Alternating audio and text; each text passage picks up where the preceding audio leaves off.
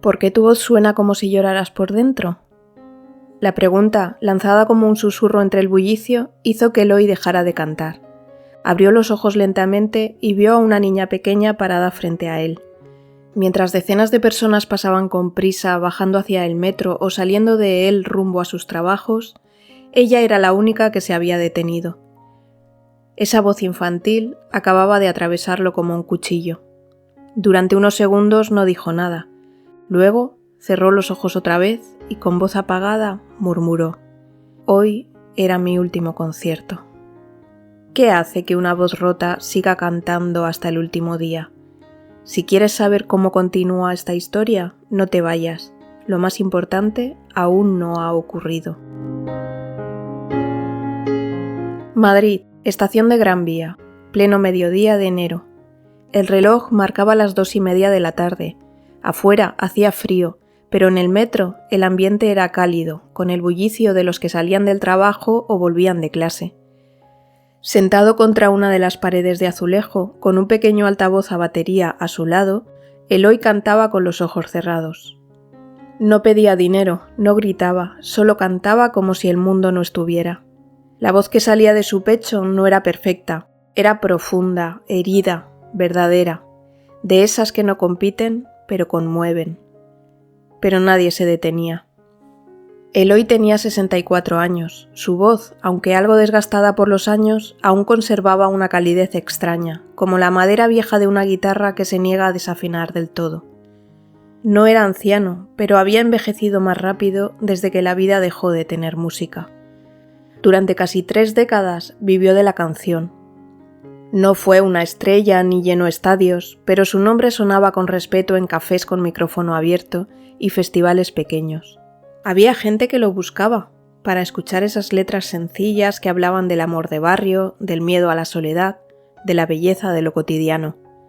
Componía lo que vivía, y lo que vivía lo transformaba en canciones. Pero todo cambió cuando Amalia enfermó.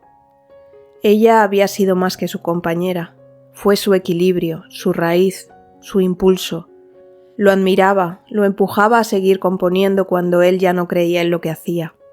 Su manera de mirarlo mientras él cantaba era en sí misma una canción. Cuando el diagnóstico llegó, rápido, cruel y definitivo, Eloy dejó de cantar en público. No por falta de ganas, sino porque la música sin ella sonaba hueca.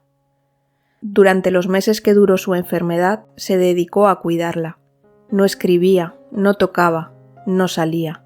Solo la acompañaba. Y cuando Amalia murió, la música también se fue con ella. Durante un tiempo intentó seguir, dio algunas clases de guitarra, hizo pequeños arreglos para otros músicos, pero cada cosa que hacía le parecía inútil, como si viviera en una ciudad donde todos hablan un idioma que él ya no comprende. Lo que sí entendía era la cuenta del banco bajando, las facturas apilándose, el alquiler subiendo. Intentó resistir, pero un día el casero le cambió la cerradura. Esa fue la primera noche que durmió en la calle. No lo contó a nadie, ni siquiera a sus viejos amigos del gremio. Se sintió avergonzado de ser el que cayó. Terminó en un albergue del centro, con una mochila, su voz y un altavoz viejo que Amalia le había regalado años antes. Al principio le costaba salir a cantar, le parecía humillante, pero una mañana, sin pensarlo demasiado, bajó a la estación de Gran Vía, se sentó en un rincón con buen sonido, conectó el altavoz y cantó una de las pocas canciones que aún recordaba sin pensar. Nadie se detuvo, nadie lo miró, pero algo en él se desbloqueó. No fue la reacción de la gente, sino lo que le pasaba por dentro. Al cantar, por unos minutos, dejaba de ser un cuerpo invisible entre tantos. Era, otra vez, alguien que tenía algo que ofrecer. Desde entonces bajaba cada mediodía a la estación. No pedía limosna, no hablaba entre canción y canción. Solo cantaba. La mayoría no lo escuchaba, pero él lo seguía haciendo, porque si un día dejaba de cantar, sentía que se borraba un poco más, como si no quedara huella de que alguna vez fue alguien. Aquel día de enero, sin embargo, fue distinto. El frío le había calado los huesos durante la noche y la tos no le dejaba dormir. La batería del altavoz estaba fallando y la garganta le dolía. Todo le pesaba, se sentía agotado, ya no había energía ni esperanza, ni siquiera la ilusión de que alguien pudiera notar su presencia. Pensó, con calma y sin dramatismo, que quizás era momento de parar. No sabía qué haría al día siguiente, pero sí sabía que esa sería la última vez que cantaría en el metro. No era una despedida para nadie, no pensaba dejar notas ni avisos, nadie lo esperaría, nadie preguntaría. Solo quería dejar de fingir que aún tenía algo que cantar. Y justo cuando comenzaba su última canción, esa niña se detuvo.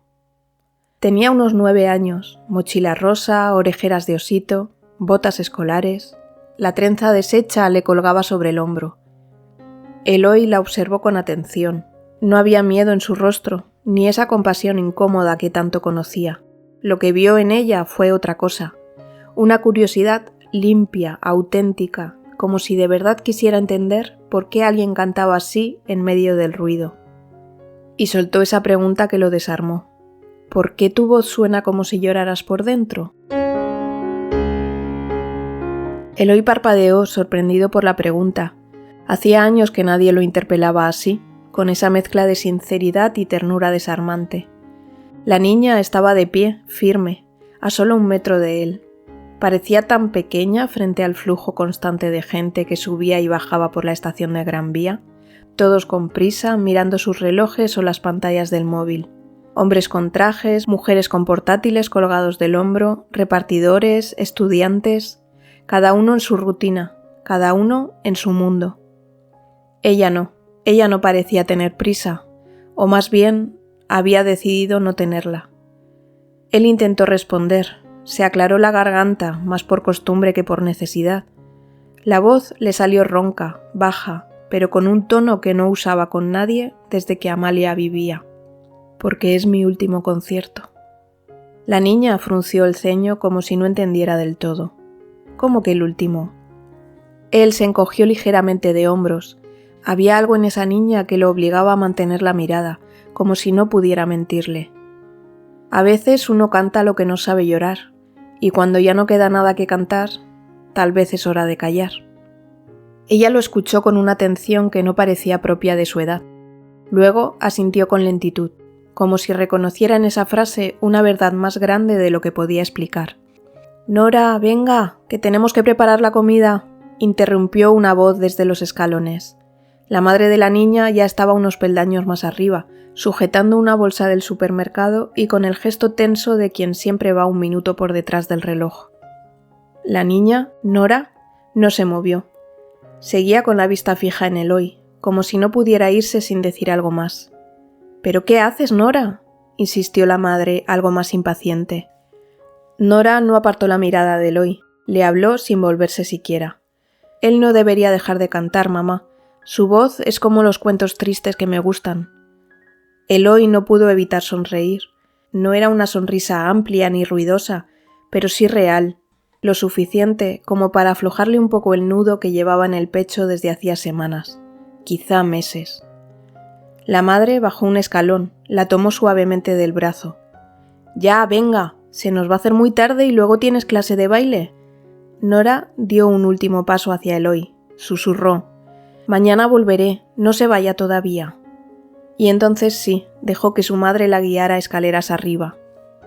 Eloy la vio perderse entre el gentío, con la mochila rosa dando saltitos a su espalda, y durante un rato siguió mirando el lugar exacto donde ella había estado.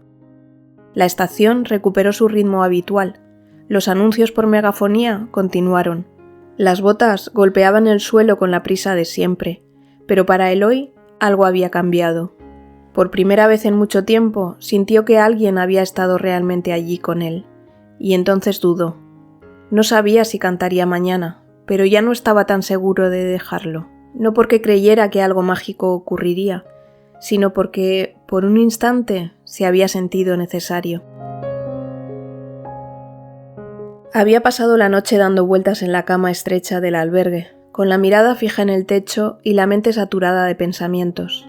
El encuentro con aquella niña lo había dejado inquieto, como si alguien hubiera tocado una fibra demasiado enterrada. A la 1 seguía en el albergue. A las 2 seguía dudando, y a las 2:10 bajó al metro con paso lento, con su micrófono, su altavoz y un par de canciones en la cabeza que no sabía si iba a cantar. No solía llegar tan tarde, pero esa vez no venía por rutina, venía porque, aunque no quería admitirlo, una parte de él esperaba verla otra vez. El frío seguía allí, también el murmullo constante de las suelas apresuradas y los avisos por megafonía. Se colocó en su sitio habitual, apoyó el altavoz en el suelo y justo cuando empezaba a conectar los cables, la vio. Nora venía subiendo las escaleras, la misma mochila rosa a la espalda, sujetada por los tirantes, como el día anterior. A su lado, un chico de unos 15 años con auriculares colgados del cuello y un móvil en la mano. Era Marcos, su hermano mayor, de esos que parece que no prestan atención a nada, pero no se pierden detalle. Los dos lo vieron al mismo tiempo y se acercaron sin dudar, como si aquello ya estuviera decidido desde casa. «Hola», dijo Nora con una sonrisa amplia. «Le dije que volvería». Eloy asintió conteniendo una sonrisa involuntaria. El chico intervino enseguida. «¿Podemos grabarte una canción?» «Solo una. A mi hermana le gustó lo que cantabas. Dice que tienes voz de historia». «¿Voz de qué?», preguntó Eloy sorprendido. «De historia», repitió la niña, «como si todo lo que cantas ya hubiera pasado, pero nadie lo hubiera contado todavía». Eloy soltó una risa suave. Era la primera vez en mucho tiempo que alguien describía su voz sin hablar de lo rota que estaba. «Si queréis grabar, adelante», dijo encogiéndose de hombros. «No prometo que salga bonita». «No hace falta», respondió Nora. «Solo que sea de verdad». El chico levantó el móvil y empezó a grabar. Eloy conectó su pequeño altavoz, hizo una prueba de volumen y se aclaró la garganta. Cerró los ojos y cantó. No eligió una canción alegre, tampoco una de las que había escrito en sus años de carrera. Cantó una que Amalia solía pedirle en casa cuando llovía. «Lo poco que tengo». Una letra suya que hablaba de la dignidad que sobrevive a la pérdida, de cómo lo esencial no se guarda en un cajón, sino en los gestos. La estación siguió girando a su alrededor, pasos, anuncios, murmullos, pero por unos minutos ese pequeño rincón se llenó de algo más. Nora lo escuchaba con los ojos muy abiertos. Su hermano mantenía la cámara fija, en silencio, con los labios apretados. Cuando terminó, Eloy abrió los ojos. «¿Está bien así?», preguntó casi con pudor. «Está perfecto», respondió el chico. «Es como un secreto bonito», añadió Nora, «como si solo unos pocos pudiéramos escucharlo». Le dieron las gracias y se fueron sin pedir nada más. Eloy se quedó allí, sentado, sin moverse, con el micrófono aún en la mano. No entendía por qué se sentía diferente, pero así era. Esa tarde el vídeo se publicó en redes con el título «Mi hermana escuchó esta voz en el metro de Madrid y se quedó clavada. ¿La escuchas tú también?». En menos de 24 horas, 132.000 personas lo habían visto. «Su voz me hizo llorar en el metro hacia mi casa», decía un comentario. «¿Quién es este hombre? ¿Dónde ha estado todo este tiempo?», preguntaba otro. «Esto no es un cantante, es una herida abierta cantando», escribió alguien. «Lo escuché por accidente y ahora no puedo olvidarlo». El vídeo se compartió en cuentas de música, páginas de poesía urbana, hasta en foros de músicos. Pero Eloy no sabía nada de eso. Esa noche volvió al albergue como siempre. Se quitó las botas, se acostó despacio y se durmió antes de saber que el mundo había empezado a escuchar lo que él ya no creía que valiera la pena decir. Al día siguiente, Nora y su hermano volvieron a buscarlo. Tenían noticias, querían contarle, pero él no estaba en su rincón del andén. No había rastro suyo en la estación. ¿Te está gustando esta historia? Deja un like y suscríbete al canal Crisol de Relatos para que puedas seguir contando más historias llenas de emociones. Vamos a ver cómo continúa. Durante los días siguientes, Eloy no volvió al metro, simplemente porque no sabía cómo procesar lo que había sentido. Había tomado la decisión de no volver a cantar, pero la pequeña le pidió que volviera y la grabación con Nora y su hermano lo había dejado en un estado extraño, entre el asombro y el miedo, Así que se quedó en el albergue. Salía a caminar, pensaba, recordaba cosas. Había pensado en quedarse al margen, dejar que el recuerdo de ese momento se apagara por sí solo. Sin embargo, no dejaba de mirar la hora alrededor de las 2:30. El tercer día, sin hacer mucho ruido, bajó de nuevo a la estación de Gran Vía. Había llevado el altavoz más por costumbre que por intención. No estaba seguro de si iba a cantar. Pero cuando se acomodó en el rincón de siempre y empezó a preparar los cables, algo era diferente. Antes de que pudiera emitir una sola nota, una mujer se le acercó. No le dejó una moneda, sino una nota doblada. «Mi hija me enseñó su vídeo. Gracias por cantar así», le dijo con los ojos húmedos. Luego, un chico de 20 y tantos se detuvo frente a él y casi riéndose le dijo: «¿Tú eres el del vídeo, verdad?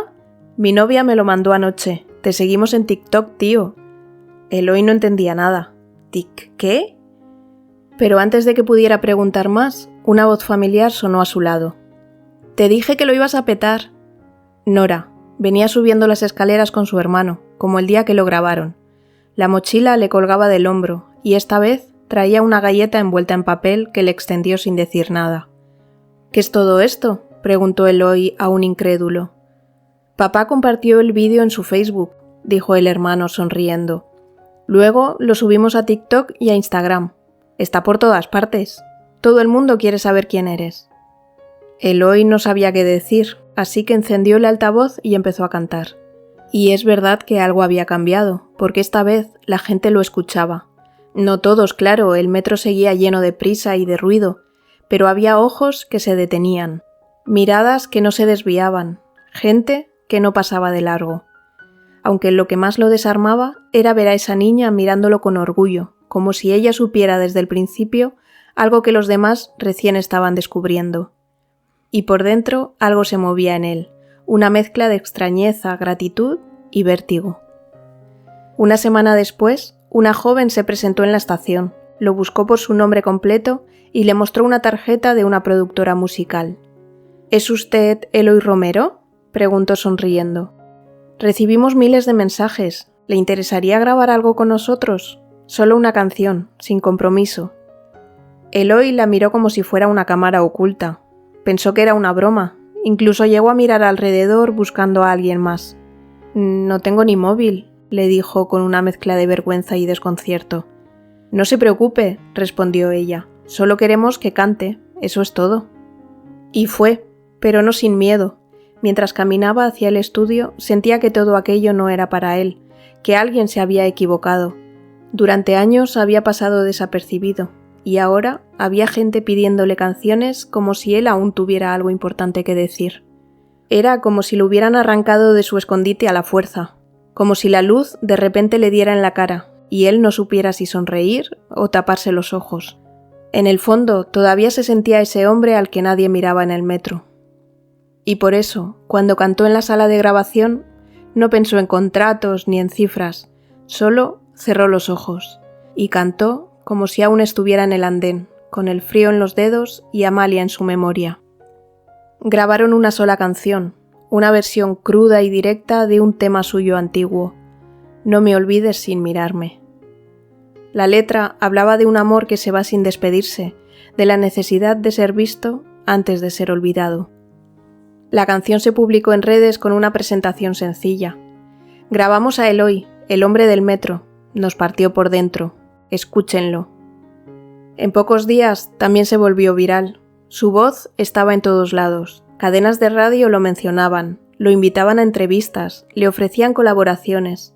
Algunos artistas conocidos hablaban de él como una voz sin filtro, la herida que canta, el trovador de la calle. La productora le propuso grabar un disco, no un simple tema, sino varias canciones. Le ofrecieron alojamiento, un adelanto económico. Por primera vez en años, tenía opciones, futuro.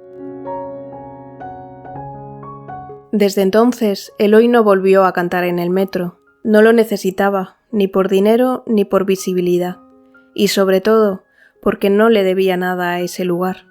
Había pasado años allí, cantando sin que nadie lo viera, como si fuera parte del mobiliario. Durante demasiado tiempo, la estación le devolvió solo frío, indiferencia y pasos que nunca se detenían.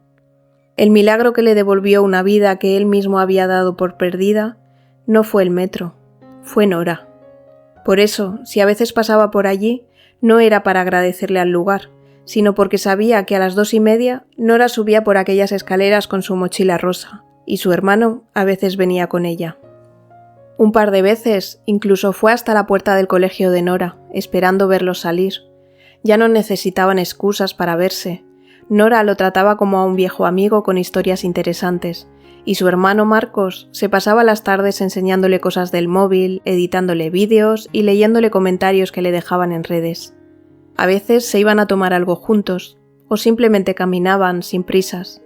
Eloy les hablaba de Amalia, de las salas donde solía tocar, de las canciones que aún no se había atrevido a cantar. Y ellos lo escuchaban, sin juicio, sin prisa, como si fuera lo más natural del mundo. Pero entonces pasaron varios días y ya no apareció, ni en la estación, ni en la puerta del colegio, ni en redes. Nora lo buscó en internet, por instinto, con la ayuda de su hermano. Y ahí estaba, una publicación reciente de un locutor de radio. Nos acaban de confirmar que Eloy Romero ha sido ingresado en el hospital por complicaciones respiratorias. Está estable. Mucho ánimo, maestro. #Fuerza Eloy. Nora no preguntó, solo guardó la imagen y al día siguiente fueron a buscarlo. Cuando entraron en la habitación del hospital, Eloy estaba despierto, con la mirada perdida en el techo blanco. Al verlos, sonrió de verdad, no solo con los labios, sino con los ojos. Una sonrisa como hacía tiempo no le salía. «Pero bueno», dijo sorprendido, «¿qué hacéis aquí?» «Haciendo una visita importante», respondió Marcos.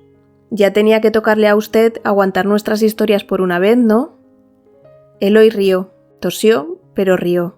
«No sabéis lo bien que me hace veros». Nora se acercó a la cama y le tomó la mano. «Nosotros también lo extrañábamos», le dijo con voz tranquila. «Marcos dice que va a subir todos sus vídeos viejos para que no se pierdan». «¿Ah, sí?», sonrió Eloy. «Entonces necesito uno nuevo, que empiece diciendo «Gracias por venir cuando nadie venía». Pasaron más de una hora hablando, no solo de música ni de hospitales. Hablaron de cosas pequeñas, de libros, de juegos, de comida, de lo que cada uno haría si pudiera viajar en el tiempo.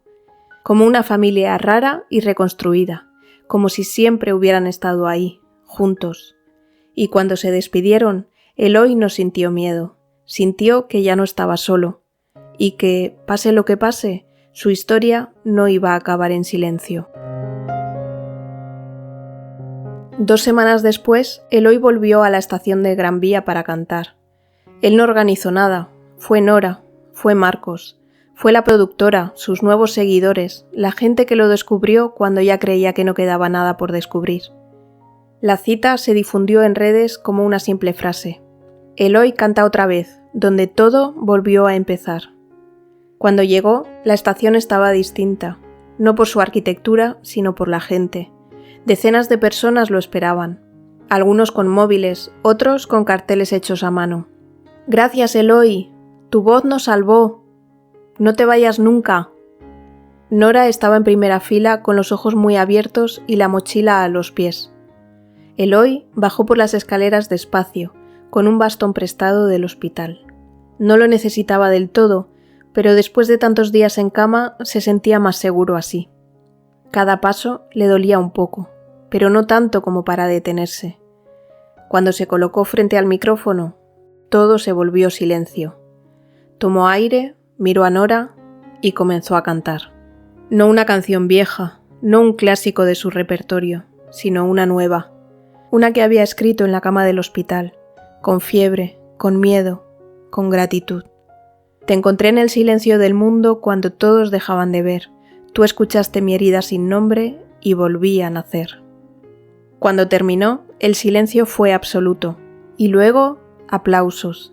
Largos, profundos, de esos que se sienten.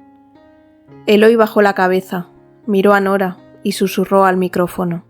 A veces solo hace falta que alguien escuche para que uno vuelva a existir. Eloy vivió 5 años más. 5 años llenos de música, de viajes cortos, de pequeños teatros llenos. No llenaba estadios, pero sí corazones. Era ese tipo de artista que no salía en todos los titulares, pero que cuando cantaba hacía que la gente escuchara de verdad. Vivió tranquilo, sin lujos pero sin faltarle nada. Tenía una casa luminosa, sus guitarras colgadas en la pared y 2 sillas siempre libres en la cocina. Una para Nora, otra para Marcos. Ellos eran su familia, su equipo, los únicos que sabían de verdad cómo había empezado todo. Cantó hasta el último año, y cuando falleció lo hizo como vivió esos últimos tiempos, en calma, rodeado de afecto, con música en la cabeza. En su testamento les dejó a Nora y Marcos los derechos de sus canciones, sus instrumentos, su biblioteca, sus recuerdos. Y una nota breve. Gracias por escucharme cuando nadie más lo hacía. Unos meses después, con la ayuda de la productora, crearon la Fundación Eloy Romero, para apoyar a jóvenes músicos que sueñan con cantar su verdad. Cada año, el 17 de enero, el día en que Nora se detuvo por primera vez frente a él, se organiza en la estación Gran Vía un homenaje sencillo. Micrófono abierto, sin filtros, sin fama. Solo voces que buscan ser escuchadas. Y allí, junto al muro donde una vez cantó con frío y esperanza, hay una pequeña placa que dice: «Aquí alguien cantó tan honesto que el mundo tuvo que detenerse». ¿Tú también crees que a veces solo hace falta que alguien escuche para que todo cambie? Cuéntanos en los comentarios quién ha sido esa persona en tu vida. Si esta historia te recordó que nunca es tarde para volver a empezar, compártela. Tal vez alguien que conoces la necesita más de lo que imaginas.